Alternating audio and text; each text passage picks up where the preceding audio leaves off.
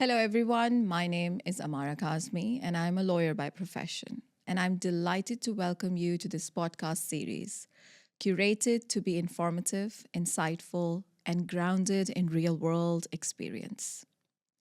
In each episode, I sit down with industry leaders to explore not just their professional journeys and the work that they're known for, but also the personal challenges, pivotal moments, and lessons they have shaped who they are today. The idea is simple: to learn, to question, and to take away insights that truly matter. Today, I'm excited to welcome Dr. Elena Serenova, a scientist by training and an entrepreneur at heart. With a background in neuroscience and stem cell biology, Elena has built a powerful presence in longevity space as the founder of NMN Bio, the number one longevity supplement brand stocked by major retailers in UK and UAE, including Boots.com UK, Astor Pharmacies, and Dubai Duty Free. In today's conversation, we'll dive into a general health, especially women's health, beyond the basics, as separating fact from fiction and exploring what science actually tells us. Elena, thank you so much for joining us. Thank you so much. It's an honor to be here. It's absolutely our pleasure. So I'll start off with the first question. You have qualification in neuroscience. How did it actually turn towards the longevity, like the personal health and fitness that actually became your motivation to start off with the profession? Yes, absolutely. So I think there were a couple of major, let's say, events during my teenage years and then during my early career years that made me pivot into this space.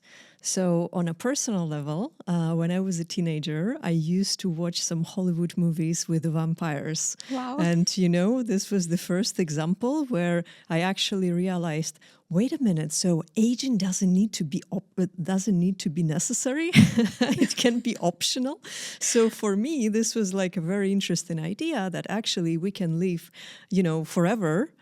Hypothetically, and I was always fascinated by how the human body works. So for my undergrad, I studied cognitive neuroscience at first and psychology. And after my bachelor's, I founded my first business. So this was a wellness clinic back in the days. And I was working with patients with psychological and neurological disorders, including some children with disorders such as autism, for example. Wow. So what happened is that, so there is no known cure for autism yet. And this was also the case back in the days, obviously. So we could only offer pretty much palliative care to these children, right? Because, you can't cure them, but you can make the symptoms a bit better. And at this point, I was already interested in nutrition on a personal level as well. So I was digging into the different diets that someone can follow to improve their health. And I remember there was one day where I had a conversation with one of the mothers of the children that we were having the sessions with. And I said, look, I was digging into this new diet. So maybe if you are open to it, maybe you'd like to try out and remove gluten from his diet and make a couple of other nutritional adjustments. And we can see, perhaps there could be some benefits there as well. So her response was that, Elena, just with the sessions that we're doing with you, and it was pretty much cognitive therapy, so again, palliative care, right? So we weren't curing the disease, we were just making some of the symptoms better. And she said, Elena, with the results that we have with you, you already have changed our day-to-day life so much because Wow. we go home after your sessions and he doesn't have the nervous breakdowns anymore and we can communicate with him better. And so whatever it is you're going to suggest to us, I'm going to try it out, no questions asked. And for me, this was the aha moment. And this was a long time ago. I was 23 years old. I just launched my first business. I just saved save some money, a few €1,000 to buy my first car, which was like an old Volkswagen Polo, so I can go to work. And I remember after that conversation, I was driving that car and I was feeling like I'm driving a Ferrari just because of the impact that I made to their life. And this is where it hit me. I'm like, wow, if I can provide just palliative care and have this kind of result, imagine like how much impact I can make to someone's life if I cure a disease. Absolutely. Right. So this is where this was the one of the probably luckiest moments in my life, because this is where I found my purpose. And from there, I realized, okay, I want to know more. I want to study more. I want to understand how the human body works. And fast forward, so my first business was successful for 5 years. I grew it into 2 branches, into 2 different cities back in Greece, in the country where I grew up. But actually, I got a position for a master's degree in neuroscience and genetics in the UK at the University of Sheffield. And I actually closed the business down and moved to the UK. And mind you, so this was a profitable business at that point. At the end of the 5 years, I was having like a better car already.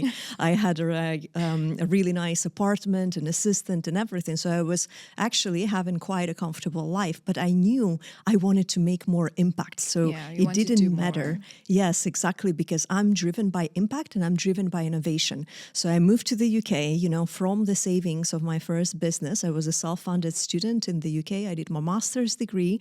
And then after that, I did my PhD as well in neurodegeneration. So I ended up doing my PhD in a stem cell lab. So we would use different kind of stem cells. We would turn them into neurons and we would study how they age and what kind of compounds they can actually save the cells, save the neurons. So this is where the longevity comes in, because what happened is that we were doing some drug screens to see what natural compounds can rescue the neurodegeneration. So one of the major hits in those drug screens came back as NAD boosting molecules. Oh, that's amazing. Exactly. So I was very fortunate with the PhD project as well, because I didn't know where it's going to lead me, right? So this came back as a hit, and then we said, okay, we're going to investigate it, and we're going to treat those neurons with NAD boosting compounds to see what happens if they can rescue neurodegeneration. And they did.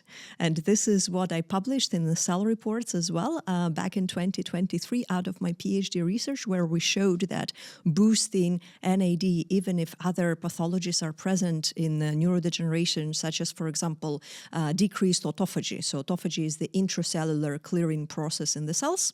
And with age, it decreases. And so does the NAD is decreasing as well. So NAD, for me, is the second most important molecule in our body after water, because it sits at the Krebs cycle, and without it, we can't produce energy. We can't produce ATP in our mitochondria. And again, this also declines after the age of 25.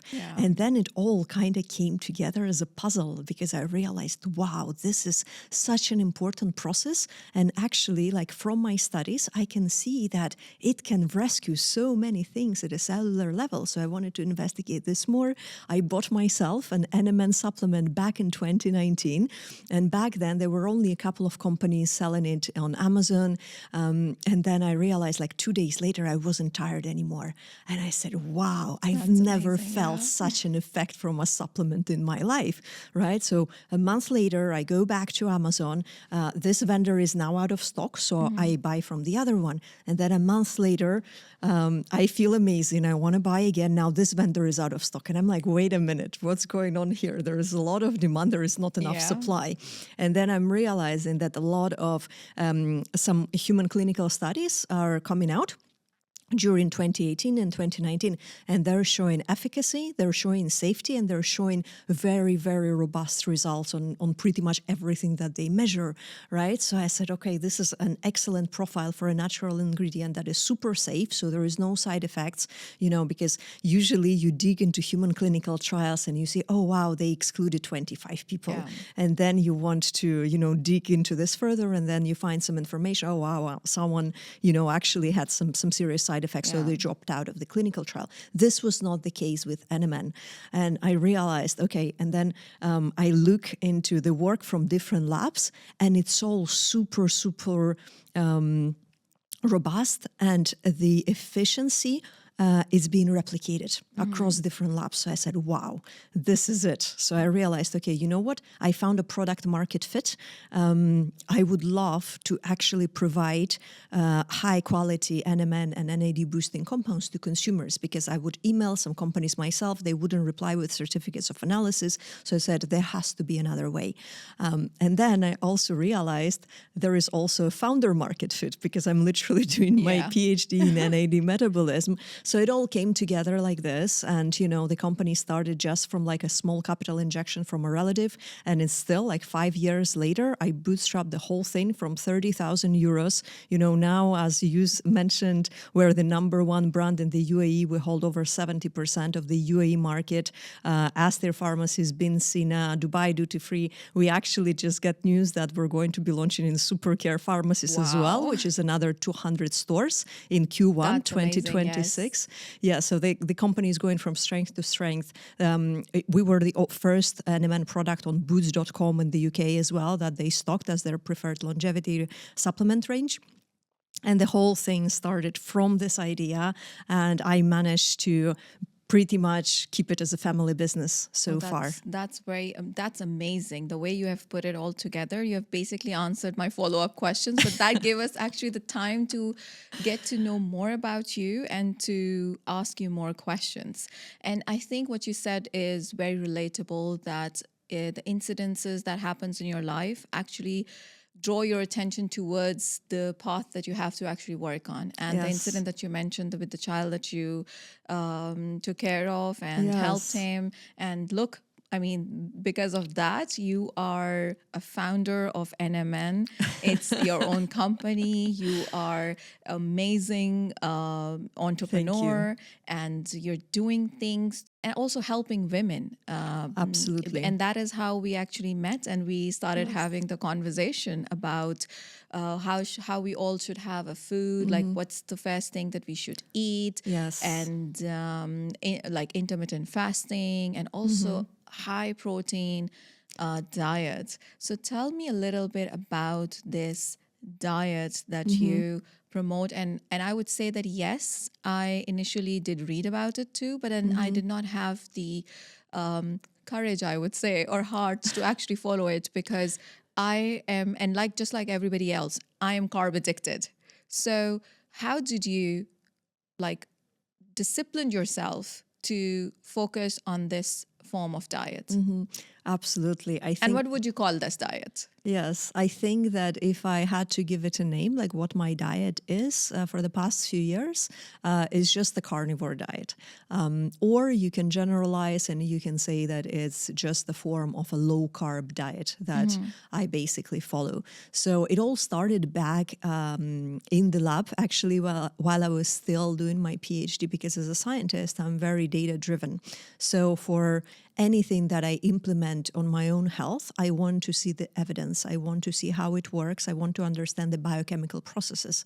So there is one particular book. It's called Why We Get Sick by Dr. Bickman, also PhD scientist. So in that book, I was feeding my neurons in the lab. You know, I was pipetting my life away, and I was listening with my headphones to audiobooks, right? So I would listen to this book as well, Why We Get Sick, and then every chapter has a name of a disease. And then I didn't even know what the book is about. I just downloaded it because it looked interesting. And I realized that every single chapter basically tells you how this disease is linked to insulin resistance. And pretty much carb consumption, right, as an extension. So for me, this realization was, again, like another aha moment in my personal life at first. And yes, I do advocate, pretty much for low carb diets, because I feel like there are very simple rules that we can all follow, including women. And the reason why it's so important for women, because it looks like the insulin resistance is actually affecting women more than it affects the men, including their fertility. Absolutely, yeah. Yes. And it's now that it's literally, the research has actually been done on that insulin is the major reason, insulin resistance is the major reason why we have all of these diseases. And the only reason why you can deter this is first of all, changing your lifestyle, like eating clean, Yes. then prioritizing protein, and then doing strength training. That actually Yes. makes you get fitter again. And you have just rightly put it that for women, it's very important. Absolutely. We have gone through the times where now we have read and studied that throughout this time, women were always under-researched. All the projects that you saw, all the projects and studies that you see, it were more of the for the males, because it was also technically male dominating profession now that ladies are also coming in. But because there is no research studies done on women, we are the ones who have actually been affected way more, because our body is entirely different. Our hormones are entirely different. And what is your thought about this? That like, I mean, I'm not doing a comparison. I'm just like, today is we're focusing on women health because Yep. we as like woman to woman. Yes. So what are your thoughts about it, that how important it is for a woman to take care of herself, to be aware of her body, to be aware of what she is eating, what she's putting on her skin, what she's wearing even? Yes. What are your thoughts on it? Absolutely. So I think that one of the reasons also that women are under research is indeed the hormonal compartment, because what happens is that all the studies, like all the human clinical trials, they first need to accumulate data from preclinical studies. So what happens is that research in mice and other lab animals may produce variable results when done in female mice, for example, right? Because then their hormones will fluctuate, and then you're not going to have robust results just like you would have with the male mice. So a lot of preclinical research starts there, unfortunately. So this is how it was designed so far. However, a very interesting point is that actually we now have a very good understanding of the female hormones in various species, including mice and including humans, right? Yes. So now we actually have more and more tools to refine the research and to actually have more robust results when we're researching a particular biological process. So I think that moving forward, this is going to be improved in preclinical research and in clinical research as well. And then with regards to what should women notice and what should they, how they should modify their lifestyle in Yeah. order to be healthier. I think there are a couple of things here. So when it comes to nutrition, first there are some rule of thumb that basically everyone can implement. Please tell us how. Please tell us how do you follow it, because Yes. I have started following it and I have seen results. And also that if your fellow colleague is doing, if your fellow friend is doing the same thing, you actually tend to Yes. follow it, and then you get the strength, the courage to actually follow it, Absolutely. and that's Yeah. where the sisterhood and bonding comes in. Yes. So please tell us, what is the proper way of taking care of your nutrition, what to eat fast and what to eat last? Absolutely. First of all, I want to tell you that I'm quite impressed by your stories because ever since we met and we had those conversations about the sequence of food and what to eat, like I've seen how much progress you've made and that you're actually incorporating it Yes. on your day-to-day life, which is absolutely amazing. Because, sorry to cut you, Yeah. because I think this is what every woman out there should do. We need to read about ourselves. Everybody, every human body is different from one another. What may probably works out for me, being a lawyer, in a stressful environment, may not probably work out for some other woman. So they need to be more aware of the body. They need Yes. to be aware of what is good for them. So the analysis aspect should be there for a woman. And that is why when I had a conversation with you and I then jotted down these missing points, and Yes. I figured out that yes, as much as I have tried everything and I couldn't be successful at that, or they weren't longer lasting. So let me just try this aspect of it. Yes, And exactly. absolutely loved it. The energy, Yeah. we'll talk about it. I'll let you talk Yes. about it because Yes, absolutely. I think that, so the first thing to start with is, as I always say, is the sequence of food, because with every meal that you have, your aim is to minimize the insulin spike if you're having carbs. As you said, a lot of people are carb addicted, right? Yes. Because it's a part of our culture, snacking, all those things. However, what you can do in order to get yourself out of that vicious circle of consuming calories just because you're used to it is to minimize the insulin spikes, because then your sugar cravings will stabilize as well and they will eventually go away. How do you do that? So first, the sequence of food. What you do is you consume fiber first, and so this means some salad. Some salad, right? of course, absolutely. Yeah, so this will basically coat your gut. And then after that, you would consume your protein and your fat, so your meat, your cheese, and so on. And then only at the end of the meal, you will have some carbs if you want to have them. So you don't have the meat with the rice. Yes. You're going to have the meat first and then the rice. And this could be a so you- shocker for many because, Yes. So that's you not the cultural basically norm. Start off with salads. Yes. You prepare your gut that, for the salad, for all the vinaigrette salad that you can have, or normal salad for cucumber or lettuce or something. Yeah. And then you fill your stomach with protein. And then at the end, if you feel like to have Exactly. carbs, then you, Yes. nibble on the carbs. Yeah. And that is where the battle is, because the moment there is a platter of like a steak with the fries and the vegetables, anyone, or I would say most of the people, would first of all pick up the fries. Yes, because it's a habit. But what happens is that you can retrain your brain, because after a few weeks of doing this, you will start operating differently on autopilot. This is how it is for me, because I've been doing this since 2019, and now it's such an ingrained habit in me that I don't feel like I have to constrain myself. Yes. And, it's not about discipline anymore. It's like a habit that I've built in my daily life. I would still say that I'm trying to build that habit, but now that I have actually restrained myself to first follow this sort of method, especially prioritizing protein, because we're aging, and then we need more protein and good quality of protein. That's also a very important point. So I have noticed that when I was following this plan, this diet, I felt way better. Of course. I had more energy.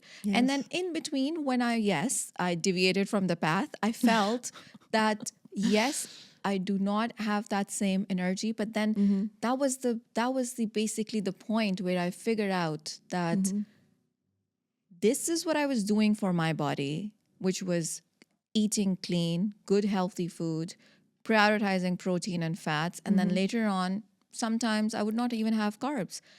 And my body was way different. So I could feel that it is different. And then when I was actually dumping junk in my body, I could actually feel that I was not feeling because okay. you're getting into the food coma from the carbs, you have less energy, and then you start having brain fog, because now all of the energy of your body is going into offsetting that huge insulin spike because you didn't follow the sequence of food. Yes. This is why it's so important. So Absolutely, by the yeah. correct sequence of food, you make sure that you minimize any insulin spike with the consumption of the carbohydrates at the end. And it's very important to clarify here, because I once was given this explanation to someone, and after I was done, so just before our food, just before our lunch, what she did is she just grabbed a glass of orange juice, and she just drank it Oh like my this after God. my explanation, because she didn't realize this is also going to spike the insulin. So Yes. rule of thumb, if it's sweet, it's going to spike your insulin. So just avoid at all costs. So no sweet dressings in your salad, Yes. right? No juice. So juice is a completely separate Natural subject. and artificial, it actually comprises both natural sweetness. Yeah. I mean, our normal that sugar is, or So the problem with the juices is that you're stripping the fruit of the natural fiber, so you're actually making the problem worse. So if you eat the fruit as it Yes. is, you're going to have less insulin spike. If you drink the juice, you're going to have much more of an insulin spike, like a much higher one, right? So it's really bad to actually drink any juice. But again, if you want to have some juice, you're going to have it after your meal, after your fiber with no carbs, after your protein and fat with no carbs, only then. So anything that goes, that is carbs, like bread, for example, as well. Bread at the start of the meal, this is like an industrial trap, okay? Don't do yes. this. And I mean, so many restaurants are serving Yes, breads. of course, because then your insulin is going to spike, Yeah. and then 60 to 70 minutes later, it's going to dip a lot. So you're going to ask for a dessert after you're done with your main. It's Oh my very God. well timed. And unfortunately, as I said, like it's an industrial scam, pretty much.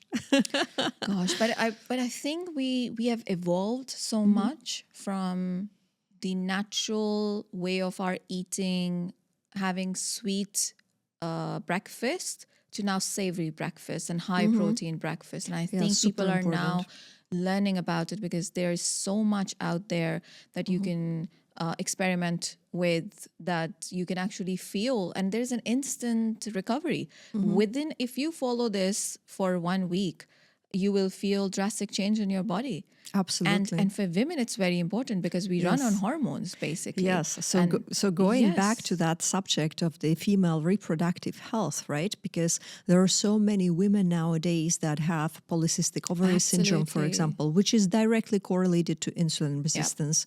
And then you have like other problems as well, other issues with your reproductive system.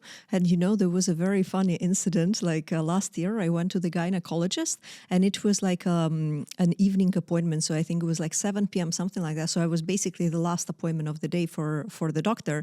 And you know what she said? Wow, this is the first healthy endometrium that I'm seeing today. Wow. So all the rest of the patients that she saw that day, they were not healthy. And I'm like, wow, this is crazy. That's right? amazing. And that's the issue, is because I also have another PhD friend. So he's a fertility doctor, and he's working at a fertility clinic in London, very high end.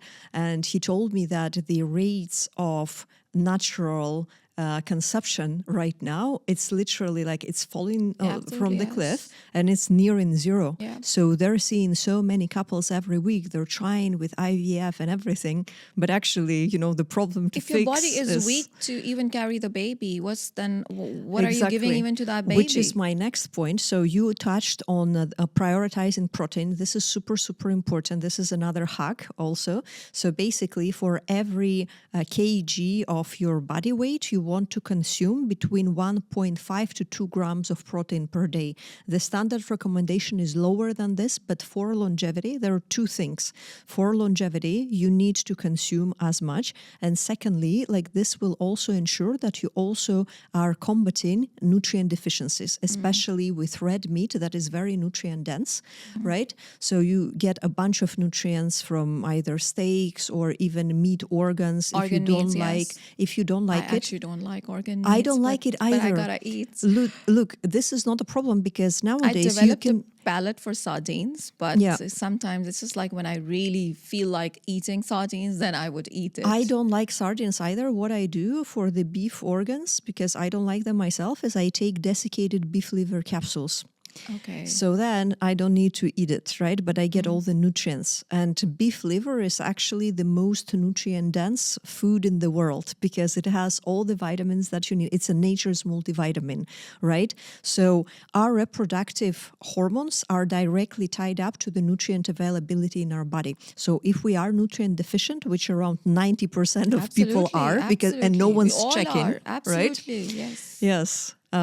So you're going to have problems with the decrease of your reproductive hormones. Your body will say, okay, look, there is no nutrients around, so I better stop producing reproductive hormones because I Yes. can't afford to reproduce right now. Or give me the instant is not energy from right. the carbs, and then you will crave more carbs. That's for it. another Yes. issue because then, so there is a protein satiety hypothesis that says that after you've eaten the right amount of protein for the day, like your hunger stops completely, right? But most people don't do that. So they eat much less protein every day than what they actually need, what their body needs. And then they're always hungry. And then it's 9 p.m. and they're snacking They're on some, snacking. Oh, whatever carbs they can find. This is such Ice an cream. amazing insight.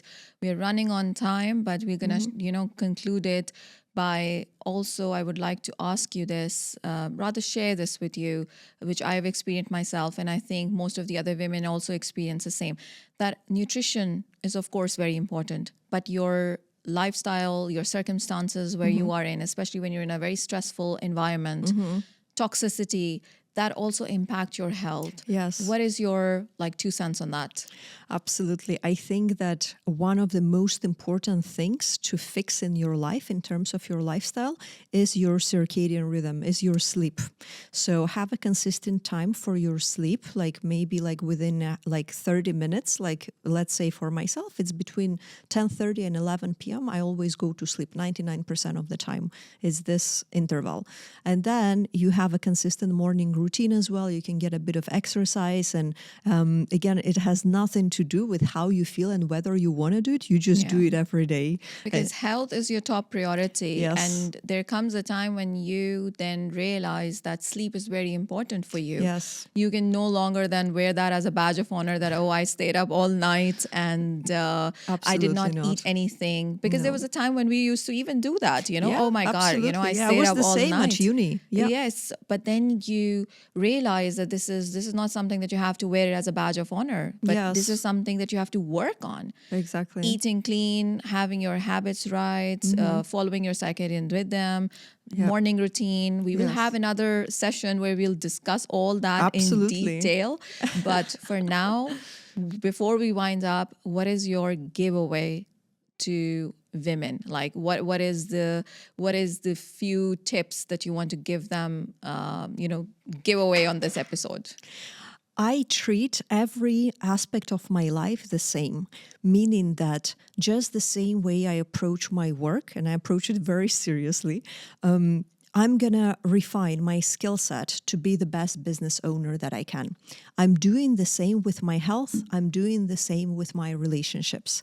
So what I would say is that very important is that you can treat your health as a job. You can treat your health as something that is absolutely non-negotiable, right? And I think that it all goes back to building healthy boundaries with the world and how you interact with the world. The same way that you wouldn't tolerate a partner that would speak badly to you, right?